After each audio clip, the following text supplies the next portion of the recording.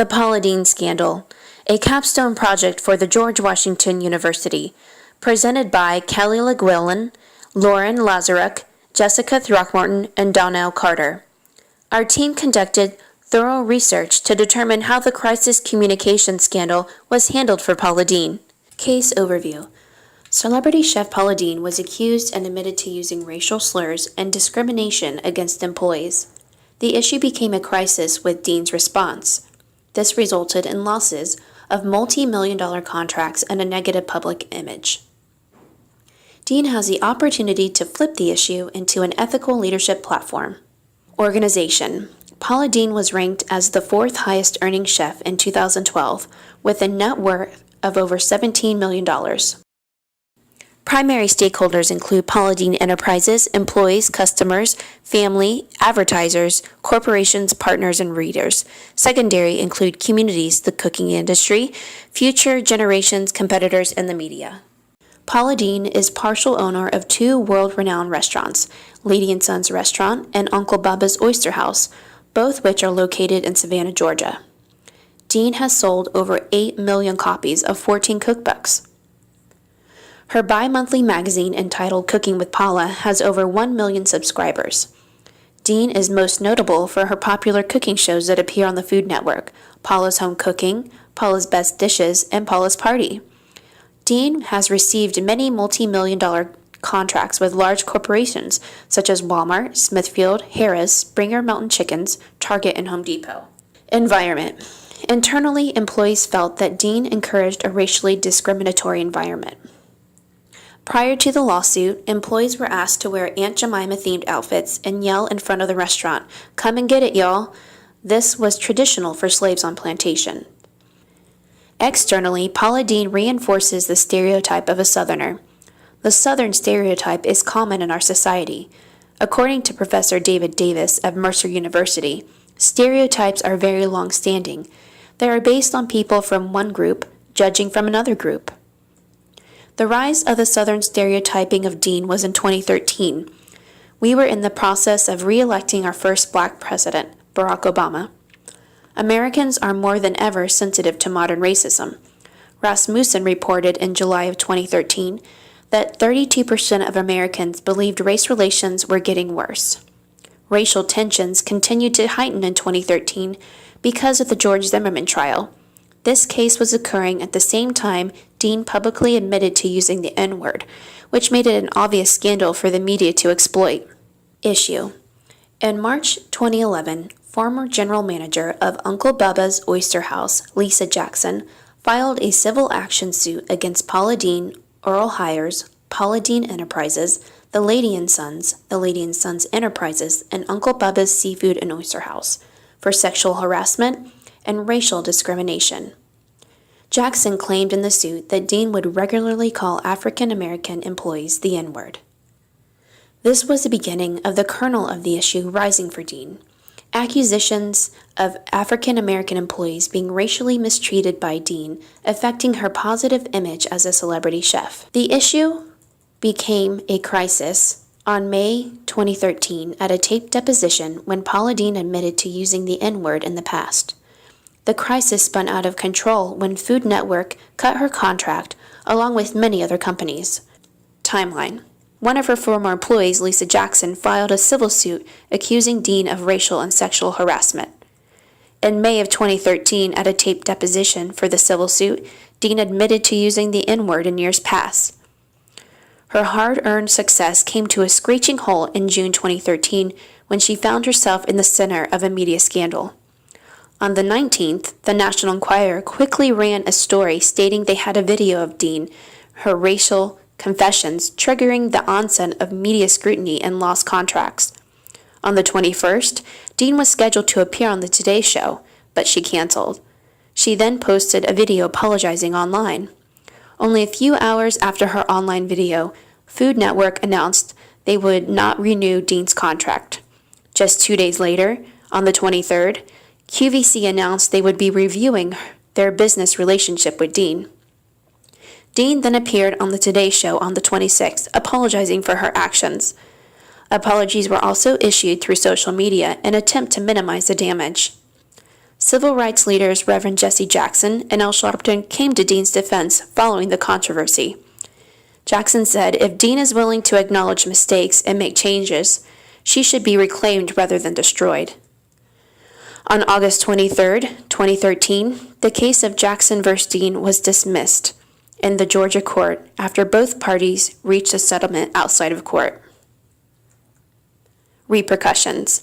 Following the release of the deposition in which Dean admitted to using the N-word, 12 companies cut ties with Paula Deen, including Food Network, QVC Photo, Smithfield Food, Walmart, Target, Home Depot, Novo Nordisk, JCPenney, Walgreens, and Caesars Entertainment. Dean's comments also impacted her family, fans, and Paula Deen Enterprises. Strategy and response. Throughout the crisis, Dean's public relation goals were limited to reactive strategies. Dean's main objective was to use her celebrity status to persuade key publics that she was as much a victim as the person bringing the lawsuit against her. Her initial strategy was a written statement released by Paula Deen Enterprises, which had a goal to defend Dean's reputation by deflecting the racial issue and the use of the term nigger back on America's culture during the time period of Dean's upbringing. Deen then made 4 attempts to set the record straight and control media messaging. Her public relations team decided to post independently produced videos online. The first production was a 46-second YouTube video, which begins with an apology and includes visual fade transitions throughout. Deen commits to vocal commiseration using vocal strategies such as an apology and regret. In the second video, Apology, 1 minute and 56 seconds in length, Deen addresses Matt Lauer and the general public. The video is unedited, and Deen does not read from prepared notes or script. Borrowing from the awareness objectives of the first failed public apology, Deen remained steadfast in displaying her apology and regret responses to audiences and directly addressing those she offended. In the third video apology, lasting 36 seconds, Deen directly apologizes to Matt Lauer and explains why she canceled her scheduled interview on The Today Show. The video shows Deen in a comfortable environment and not visibly suffering from stress or fatigue as claimed. Deen's objectives of the employed reactive strategies are to produce image restoration results. In a face-to-face interview with Matt Lauer on The Today Show, she displays a mix of offensive and defensive reactive communication strategies. Outcomes. Paula Deen fans ruled on social media, banding together to boycott the Food Network with over 600,000 people liking a Facebook page titled We Support Paula Deen, and a petition was started to get the Food Network to renew her contract on change.org with over 38,000 signatures. Both Twitter and Facebook saw everyday citizens uniting online to support Deen. Deen went on to hire Judy Smith, a Black internationally known expert crisis manager. A federal judge dismissed the race claim against Deen made by Lisa Jackson. A settlement was made and achieved in Lisa Jackson's favor.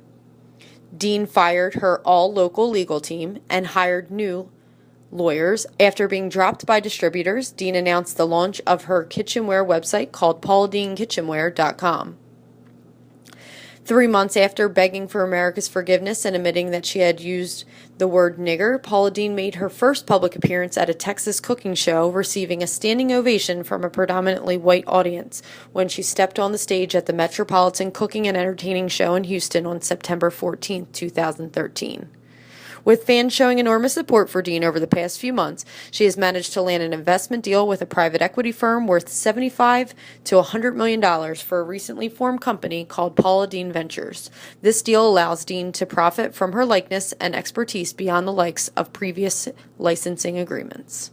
Analysis. Paula Deen's poor management of the public relations crisis related to racial discrimination and use of racial slurs created a storm of negative media attention. Let's look at what worked and what didn't for Deen in her crisis communications. The first mistake Deen made was attempting to excuse her behavior instead of expressing concern and empathy to those she offended. The first response and statement issued from Deen's team claimed Deen's use of the derogatory word nigger was due to growing up during the 60s in the South at a time when it was more accepted. Unfortunately for Deen, that olden-day excuse would not work for the public and would only worsen the image of the entrepreneur. Deen's next mistake was canceling her first public appearance after the deposition was released to the media. Deen's rep told producers of the Today Show that she was too exhausted to do the interview. Rather than utilizing the Today Show and its ability to influence public interest, the cancellation of the interview became the news story.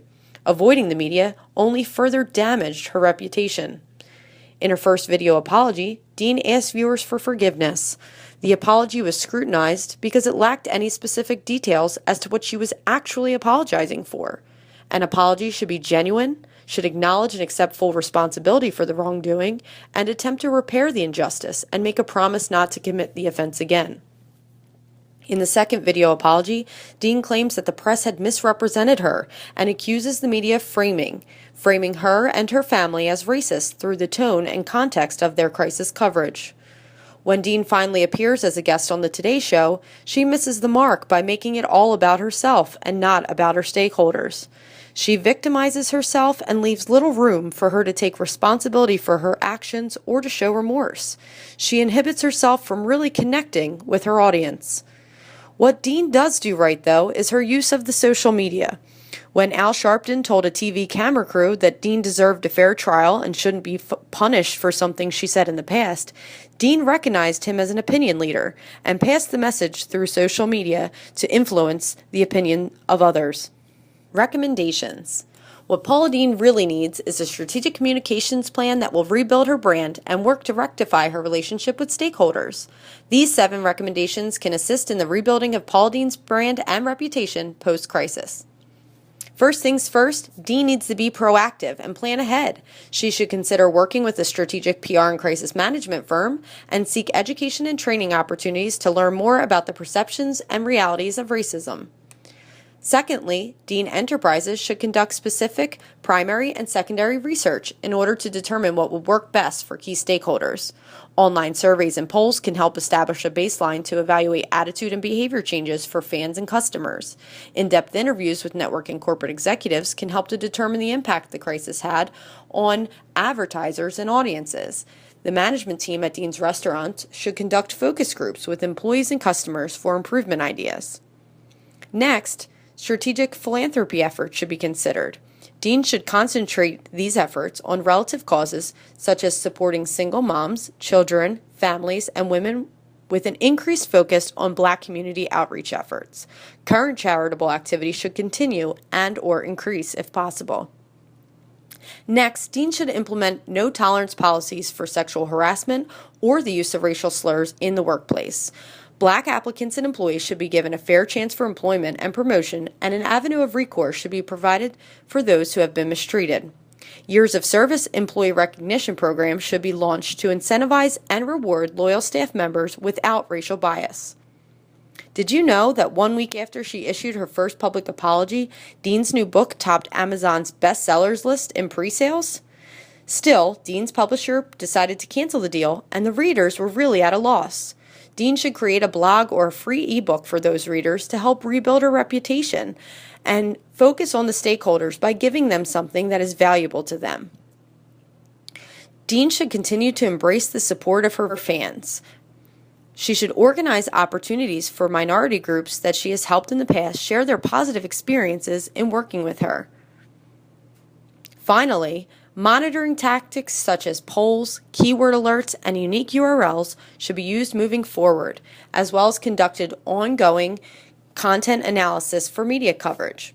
Some questions to consider for further analysis of this Paula Deen case study are: how effective have corporate social responsibility efforts to build the Paula Deen brand been since the scandal? Could Deen have prevented companies cutting ties with her brand? Did Deen exclude any key audiences in her campaign to rebuild her brand? How can Deen use this crisis to position herself as an industry leader? On behalf of Group 2, thank you for taking the time to view our presentation.